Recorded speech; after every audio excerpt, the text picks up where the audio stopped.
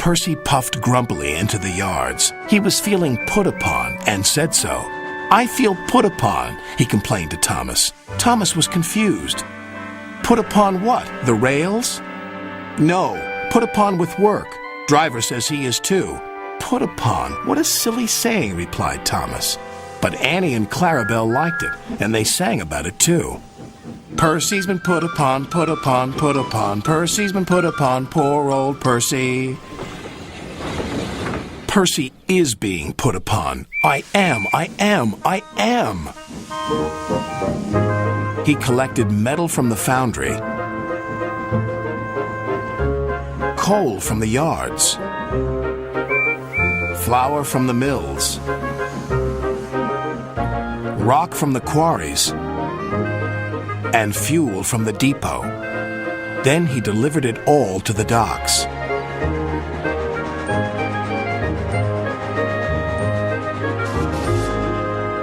Next, he collected some empty freight cars.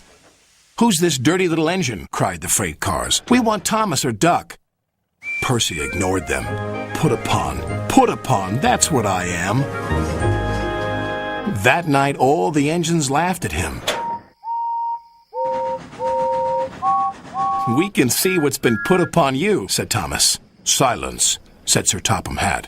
"Percy, you've done a good day's work. Now get a good night's rest." "Yes, sir. Thank you, sir."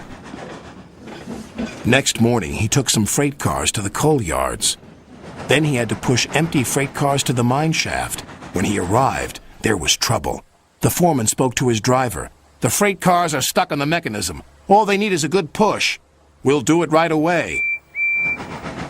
Percy shunted back to where a large canvas barrier was used to protect his line from loose rocks. Percy charged at the line of freight cars too fast and too hard. "Oh no!" gasped Percy. The freight cars broke free, but ran out of control to the mines below. On! Faster, faster!" the silly freight cars yelled. Then there was trouble again.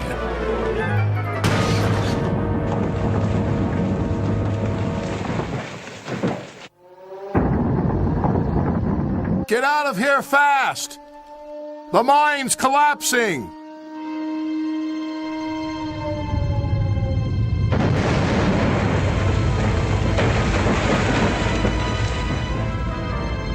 "We'll just have to make a run for it, Percy," called his driver. "There's going to be an avalanche," wailed Percy. And he was right. Worse still, the track he was on began to crumble. "Oh, help!" wailed Percy. Then he remembered something he had seen earlier. "There's a canvas barrier by the track. That might save us." They were just in time.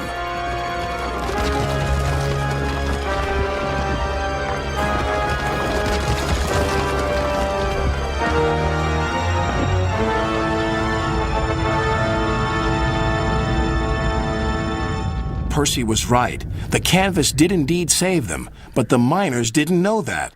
"The avalanche has buried an engine and its crew," shouted the foreman. "We must help them." When Percy had been rescued, Sir Topham Hatt spoke to his driver and fireman, then to Percy. "Driver told me how brave you were, Percy.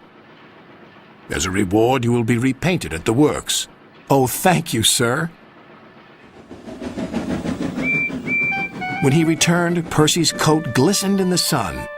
"I'm sorry we teased you, Percy," said Thomas. "You were certainly put upon by that avalanche." "Yes, indeed. But just look at my new coat of paint. Now, I don't mind that being put upon me."